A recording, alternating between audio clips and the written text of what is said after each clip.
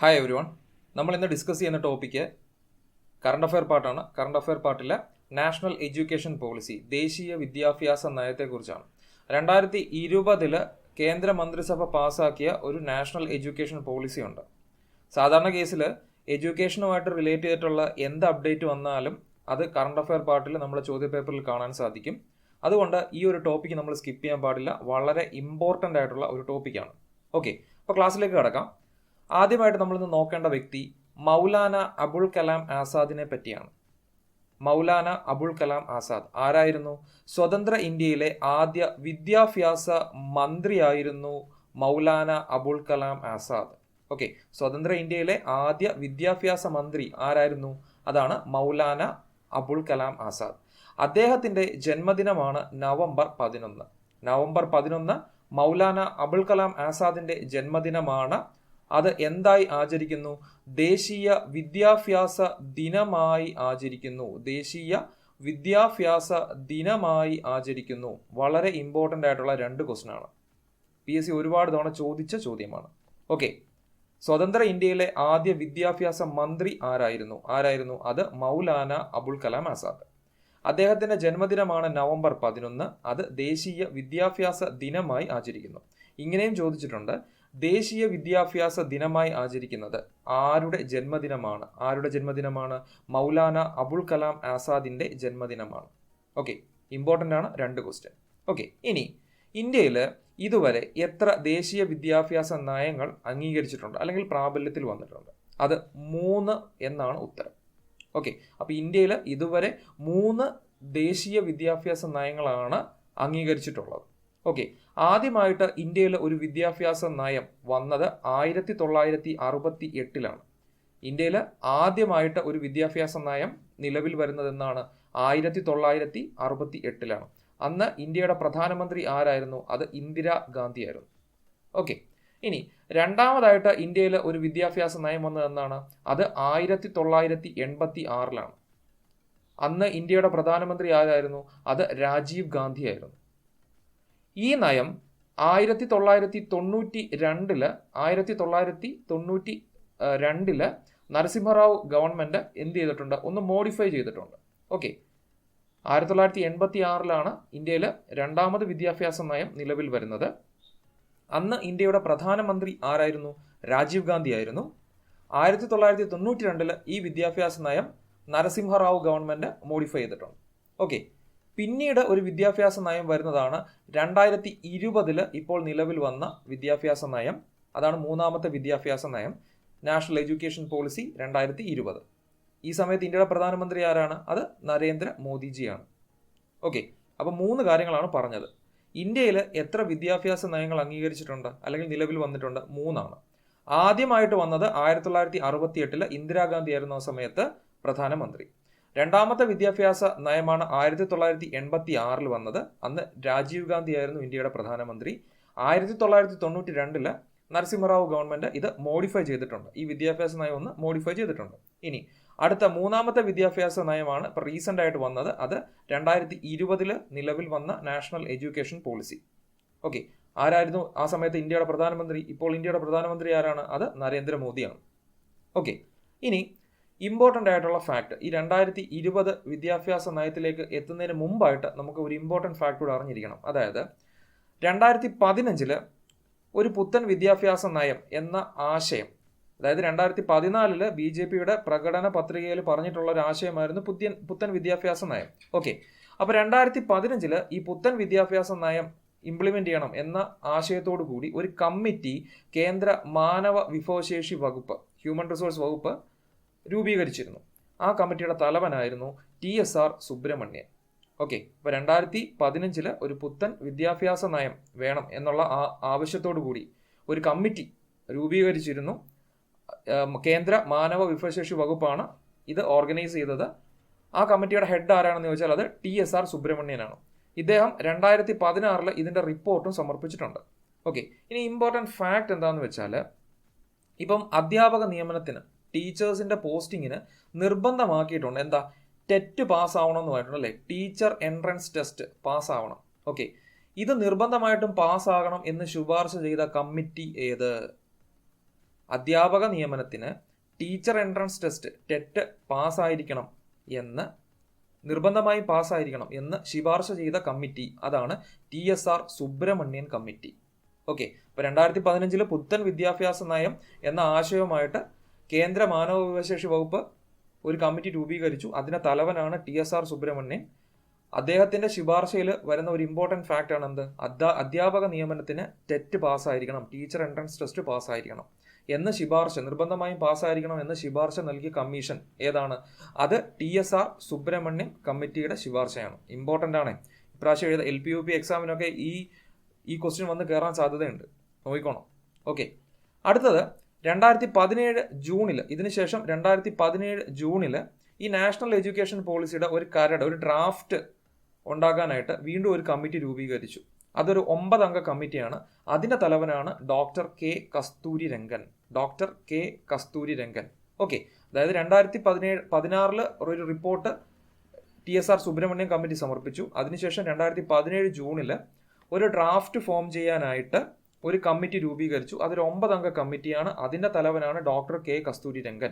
ഈ കസ്തൂരി രംഗൻ കമ്മിറ്റിയുടെ റിപ്പോർട്ട് അനുസരിച്ചിട്ടാണ് പുതിയ വിദ്യാഭ്യാസ നയം 2020 ജൂലൈ 29 കേന്ദ്ര മന്ത്രിസഭയുടെ അംഗീകാരം ലഭിച്ചത്. ഓക്കെ, അപ്പോൾ ഇവിടെ വരുന്ന അടുത്ത ചോദ്യം ഏതാണ്?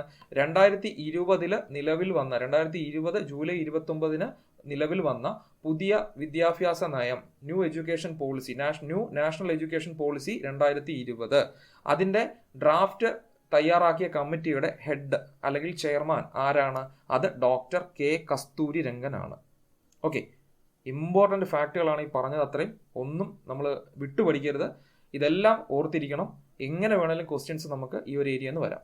ഓക്കെ, അടുത്തായിട്ട് നമുക്ക് നോക്കാം ദേശീയ വിദ്യാഭ്യാസ നയം 2020 എന്തൊക്കെ കാര്യങ്ങളാണ് പറഞ്ഞിരിക്കുന്നത് നമുക്ക് നോക്കാം. ഓക്കെ, ആദ്യമായിട്ട് ഒരു വിദ്യാഭ്യാസ മാതൃക, ഒരു സ്കീം ഓഫ് എഡ്യൂക്കേഷൻ പറയുന്നുണ്ട്. ഇത് വളരെ ഇമ്പോർട്ടൻ്റ് ആണ്.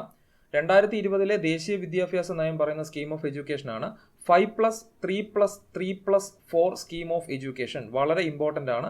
5+3+3+4 സ്കീം ഓഫ് എഡ്യൂക്കേഷൻ.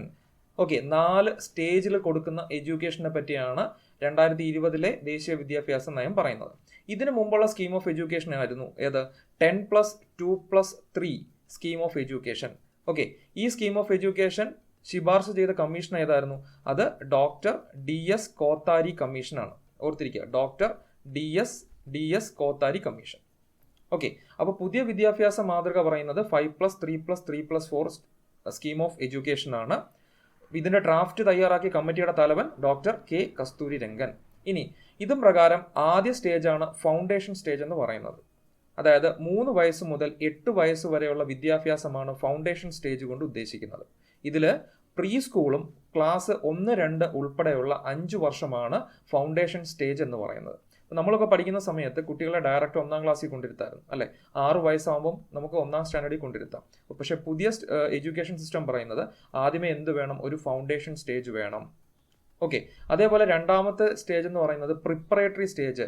8 മുതൽ 11 വയസ്സ് വരെയുള്ള വിദ്യാഭ്യാസം, അതാണ് പ്രിപ്പറേറ്ററി സ്റ്റേജ്. ക്ലാസ് 3 മുതൽ 5 വരെയുള്ള എഡ്യൂക്കേഷൻ സിസ്റ്റം, അതാണ് എന്തെന്ന് പറയുന്നത്? പ്രിപ്പറേറ്ററി സ്റ്റേജ് എന്ന് പറയുന്നത്.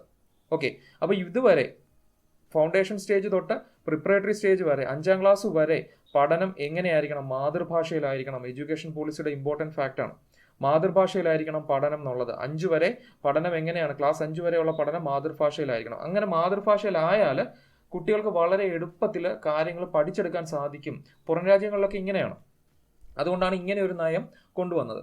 അതേപോലെ ചൈനയിലൊക്കെ 6-ാം ക്ലാസ്സിലേക്ക് എത്തുമ്പോൾ തൊട്ട് അവർക്ക് കോഡിങ് പഠിപ്പിക്കും. കോഡിങ്. ഓക്കെ, അപ്പോൾ ഇതേപോലൊരു നയമാണ് ഈ മിഡിൽ സ്റ്റേജിൽ ഉദ്ദേശിക്കുന്നത്. കോഡിങ് പോലെയുള്ള കാര്യങ്ങൾ പഠിപ്പിക്കുക. മിഡിൽ സ്റ്റേജ് എന്ന് പറയുന്ന ക്ലാസ് 6 മുതൽ 8 വർഷമുള്ള 3 വർഷത്തെ സ്റ്റേജാണ് ഇതെന്ന് പറഞ്ഞ മിഡിൽ സ്റ്റേജ്. 11 മുതൽ 14 വയസ്സ് വരെയുള്ള കുട്ടികൾക്ക് ഉള്ള പഠന ആ ഒരു സ്റ്റേജാണ് ഇതെന്ന് പറയുന്നത് മിഡിൽ സ്റ്റേജ് എന്ന് പറയുന്നത്. അടുത്തത് സെക്കൻഡറി സ്റ്റേജ് എന്ന് പറയുന്നത് 4 വർഷത്തെ കാലയളവ്, 14 മുതൽ 18 വയസ്സ്, ക്ലാസ് 9 മുതൽ 12 വരെയുള്ള ആ ഒരു സെഷൻ. ഓക്കെ, അപ്പോൾ ഇങ്ങനെ ഒരു വിദ്യാഭ്യാസ മാതൃകയാണ് ന്യൂ നാഷണൽ എഡ്യൂക്കേഷൻ പോളിസി പറഞ്ഞു തരുന്നത്. 5+3+3+4. ഇതിൽ ഏറ്റവും ഇമ്പോർട്ടൻറ്റ് ഇതാണ്.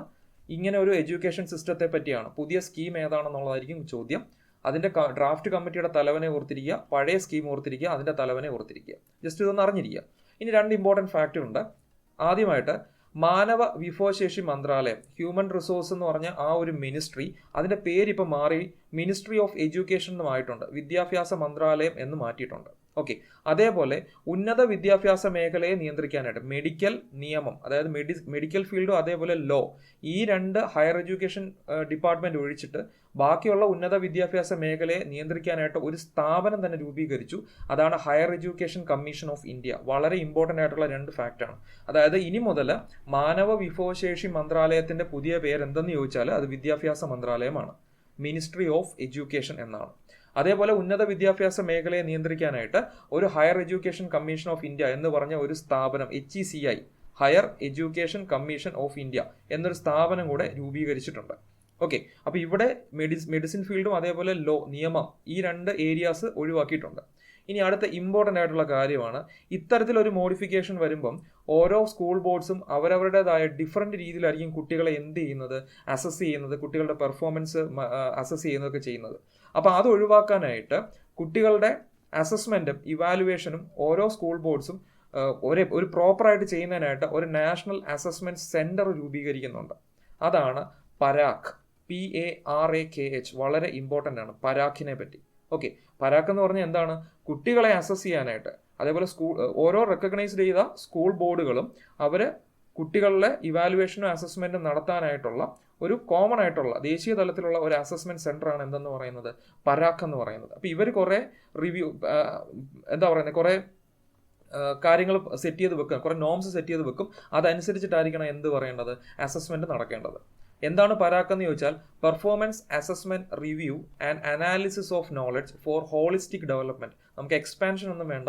പരാഖ് എന്ന് പറയുന്നത് ദേശീയ തലത്തിലുള്ള ഒരു അസസ്മെന്റ് സെന്റർ ആണ് എന്നുള്ള കാര്യം മാത്രം ഓർത്തിരുന്നാൽ മതി.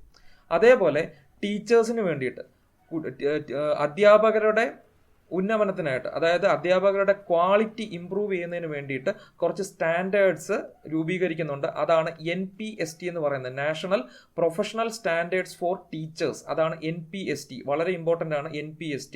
ഓക്കെ, അതായത് അധ്യാപകരെ റേറ്റ് ചെയ്യാനായിട്ടുള്ള ഒരു സ്റ്റാൻഡേർഡ് എന്ന് വേണേൽ പറയാം. അതാണ് എന്ത്, NPST. വളരെ ഇമ്പോർട്ടൻ്റ് ആണ് പരാഖും NPST.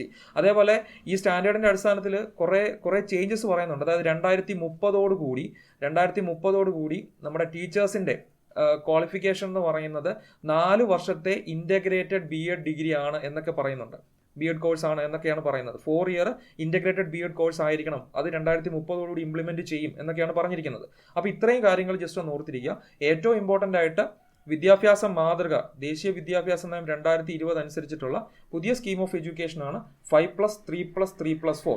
ഇതിൻ്റെ ഡ്രാഫ്റ്റ് കമ്മിറ്റിയുടെ ഹെഡ് ആരാണെന്ന് ചോദിച്ചാൽ ഇതിൻ്റെ ഈ റൂൾസും കാര്യങ്ങളെല്ലാം എഴുതിയ ആ ഒരു കമ്മിറ്റിയുടെ ഹെഡാണ് ഡോക്ടർ K. കസ്തൂരിരംഗൻ.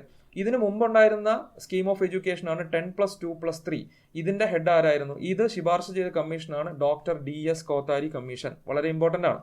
ഓക്കെ, മാനവ വിഭവശേഷി മന്ത്രാലയത്തിന്റെ പേര് എന്തായിട്ട് മാറി? വിദ്യാഭ്യാസ മന്ത്രാലയമായിട്ട് മാറി.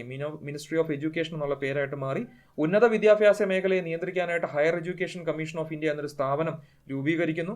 അതേപോലെ ദേശീയ തലത്തിൽ കുട്ടികളുടെ ഇവാലുവേഷൻ നടത്താനായിട്ട്, ബോർഡിനെ സഹായിക്കാനായിട്ട് ഒരു അസസ്മെന്റ് സെന്റർ വരുന്നുണ്ട്. അതാണ് പരാഖ്. അതേപോലെ ടീച്ചേഴ്സിനെ റിവ്യൂ ചെയ്യാനായിട്ട്, ടീച്ചേഴ്സിന്റെ സ്റ്റാൻഡേർഡ്സ് ഉയർത്താനായിട്ടുള്ള ഒരു പ്രൊഫഷണൽ സ്റ്റാൻഡേർഡ്സ് ആണ് NPST എന്ന് പറയുന്നത്, national professional standards four teachers. വളരെ ഇമ്പോർട്ടൻ്റ് ആണ്. ഓക്കെ, ഇനി അടുത്തതായിട്ട് നമുക്ക് ഇന്ത്യയിലുള്ള വിദ്യാഭ്യാസ കമ്മീഷനെ പറ്റി നോക്കാം. ഇന്ത്യയിൽ ഉണ്ടായിരുന്ന, നിലവിൽ വന്നിരുന്ന വിദ്യാഭ്യാസ കമ്മീഷൻ. ആദ്യമായിട്ട് സർവകലാശാല വിദ്യാഭ്യാസത്തെക്കുറിച്ചുള്ള പഠനത്തിന് വേണ്ടിയിട്ട് ഒരു കമ്മീഷൻ രൂപീകരിച്ചു. അതാണ് ഡോക്ടർ രാധാകൃഷ്ണൻ കമ്മീഷൻ, വർഷം 1948. അപ്പോൾ 1948 രൂപീകരിച്ച ഒരു വിദ്യാഭ്യാസ കമ്മീഷനാണ് ഡോക്ടർ രാധാകൃഷ്ണൻ കമ്മീഷൻ. സർവകലാശാല വിദ്യാഭ്യാസത്തെക്കുറിച്ചുള്ള പഠനമായിരുന്നത് ലക്ഷ്യം. ഇവിടെ ഇമ്പോർട്ടൻറ്റ് ക്വസ്റ്റ്യൻ, UGCയുടെ രൂപീകരണവുമായി ബന്ധപ്പെട്ട കമ്മീഷൻ 2019 നടന്ന VEO പരീക്ഷയ്ക്ക് 2 പരീക്ഷയ്ക്ക് ചോദിച്ച ക്വസ്റ്റ്യൻ ആണ്. ഏതാണ് അത്? Doctor Radhakrishnan commission. വളരെ ഇമ്പോർട്ടൻ്റ് ആണ്. യൂണിവേഴ്സിറ്റി ഗ്രാന്റ് കമ്മീഷൻ UGC, അതിന്റെ രൂപീകരണവുമായി ബന്ധപ്പെട്ട കമ്മീഷൻ ഏതാണ്? Doctor Radhakrishnan commission. ഓക്കെ, അടുത്തത് സെക്കൻഡറി വിദ്യാഭ്യാസ മേഖലയെക്കുറിച്ചുള്ള പഠനം ലക്ഷ്യമാക്കിയുള്ള കമ്മീഷനാണ് ഡോക്ടർ ലക്ഷ്മണസ്വാമി മുതലിയാർ കമ്മീഷൻ, വർഷം 1952. ഇമ്പോർട്ടൻ്റ് ആണ്. സെക്കൻഡറി വിദ്യാഭ്യാസ മേഖലയെക്കുറിച്ചുള്ള പഠനം ലക്ഷ്യമാക്കിയുള്ള കമ്മീഷൻ ഏതാണ്? Doctor Lakshmanaswami Mudaliar commission. Okay, ഇനി അടുത്തത് ഇമ്പോർട്ടൻ്റ് ആയിട്ടുള്ള കമ്മീഷൻ, PSC ഏറ്റവും കൂടുതൽ തവണ ചോദിച്ചിരിക്കുന്നത് ഈ വ്യക്തിയെ പറ്റിയാണ്. അതാണ് ഡോക്ടർ DS കോത്താരി കമ്മീഷൻ. വിദ്യാഭ്യാസത്തിന്റെ ദേശീയ മാതൃകയെ പറ്റിയുള്ള നിർദ്ദേശങ്ങൾ നൽകുക എന്ന ലക്ഷ്യത്തോടു കൂടി കൊണ്ടുവന്ന കമ്മീഷനാണ് ഏത്? Doctor DS Kothari commission. വളരെ ഇമ്പോർട്ടൻറ്റ്, ഞാൻ ഓൾറെഡി പറഞ്ഞു. 10+2+3 മാതൃകയിൽ വിദ്യാഭ്യാസം നടപ്പിലാക്കണം എന്ന ശുപാർശ നൽകിയ commission doctor DS Kothari commission. വളരെ ഇമ്പോർട്ടൻ്റ് ആണ്. ഓക്കെ, ഇനി മിക്കവാറും ക്വസ്റ്റ്യൻ പേപ്പറിൽ കണ്ടുവരുന്ന ഒരു ഉദ്ധരണി, ഒരു കോട്ടാണ്. എന്താ? ഇന്ത്യയുടെ ഭാവി നിർണ്ണയിക്കപ്പെടുന്നത് ഇന്ത്യയുടെ ക്ലാസ് മുറികളിലാണ്. ഇങ്ങനെ അഭിപ്രായപ്പെട്ടത് ആരാണ്? അതും ആരാണ്? Doctor DS കോത്താരിയാണ്. ഓക്കെ, ഇന്ത്യയുടെ ഭാവി നിർണ്ണയിക്കപ്പെടുന്നത് ഇന്ത്യയുടെ ക്ലാസ് മുറികളിലാണ് എന്ന് അഭിപ്രായപ്പെട്ടതും ആരാണ്? Doctor DS കോത്താരിയാണ്. ഓക്കെ, അപ്പോൾ ഇതിനകത്ത് ഏറ്റവും ഇമ്പോർട്ടൻ്റ് ആയിട്ട് ഓർത്തിരിക്കേണ്ട കാര്യം, UGCയുടെ രൂപീകരണവുമായി ബന്ധപ്പെട്ട commission doctor Radhakrishnan commission. Secondary വിദ്യാഭ്യാസ മേഖലയെക്കുറിച്ചുള്ള പഠനം ലക്ഷ്യമാക്കിയ commission doctor Lakshmanaswami Mudaliar commission. 10+2+3 മാതൃകയിൽ വിദ്യാഭ്യാസം നടപ്പിലാക്കണം എന്ന ശുപാർശ നൽകിയ commission doctor DS Kothari commission. ഇന്ത്യയുടെ ഭാവി നിർണ്ണയിക്കപ്പെടുന്നത് ഇന്ത്യയുടെ ക്ലാസ് മുറികളിലാണ് എന്ന് അഭിപ്രായപ്പെട്ട വ്യക്തി ഡോക്ടർ DS കോത്താരി. ഇനി ഏറ്റവും പുതിയത് നമ്മൾ പറഞ്ഞ ഏതാണ്? 5+3+3+4 ഈ സ്കീം ഓഫ് എഡ്യൂക്കേഷൻ. ഇതിന്റെ ഡ്രാഫ്റ്റ് കൊണ്ടുവന്ന കമ്മിറ്റിയുടെ ഹെഡ് ആരായിരുന്നു? അത് ഡോക്ടർ K കസ്തൂരിരംഗൻ. വളരെ ഇമ്പോർട്ടൻ്റ് ആയിട്ടുള്ള കാര്യങ്ങളാണ്, പോയിന്റ്സ് ഒന്നും സ്കിപ്പാക്കരുത്. ഇതുപോലുള്ള ക്വാളിറ്റി കണ്ടന്റ് കിട്ടാനായിട്ട് നിങ്ങൾ എന്ത് ചെയ്യുക? ചാനലിനെ സബ്സ്ക്രൈബ് ചെയ്യുക. താങ്ക്